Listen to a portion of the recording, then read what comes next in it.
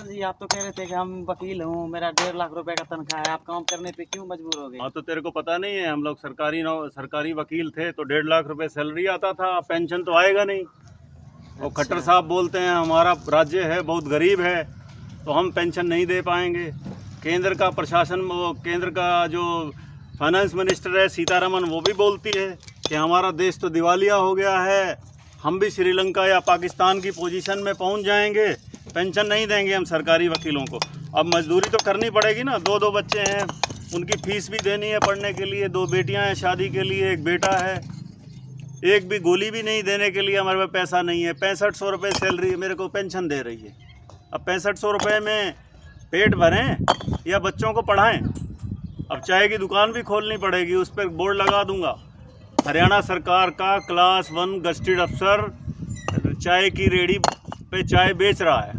अब यहाँ मजदूरी कर रहे हैं, कम से कम 600-700 रुपये दिहाड़ी तो मिलेगी। हम कौन सा यहाँ पे रजवाड़े से पैदा हुए हैं, पढ़ाई लिखाई करके मेहनत करके अफसर बने थे, लेकिन सरकार ने जहाँ से शुरुआत करी थी वहीं पे हमने वहीं पहुँचा दिया इसने।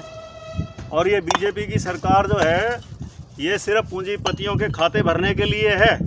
खट्टर साहब बोलते हैं मैंने बड़ी लावणी करी है, बड़ी ये करी है, जरा कदे पेंशन छोड़ेगा क्या? हरियाणा राज्य की उसको इतनी चिंता है, हरियाणा राज्य की उसको चिंता है कि 2030 तक दिवालिया हो जाएगा। और अभी बोल रहे हैं पिछले 3 महीने में हरियाणा ने 7500 करोड़ रुपया जीएसटी का इकट्ठा किया है। एक तरफ से तो दिखाते हैं कि हमारे पास बहुत सारा पैसा है और दूसरी तरफ दिखाते हैं कि हम दिवालिया होने जा रहे हैं। ये 2 स्टेटमेंट क्या है?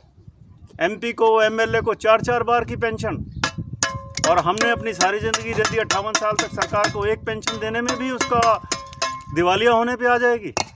ये बीजेपी के नए कंसेप्ट आ गए हैं, सिर्फ बेवकूफ़ बना रही है देश की जनता को। और दोबारा अब लोगों सचेत हो जाओ, वोट की चोट दे दो इनको। जब तक वोट की चोट नहीं दोगे तो ये सुधरेंगे नहीं। कांग्रेस तो इससे लाख दर्जे अच्छे है, कम से कम मुलाजिमों के ऊपर उन्होंने अपना हथौड़ा तो नहीं चलाया। अपनी तिजोरियां भर लो और देश के नागरिकों को कर दो कमज़ोर।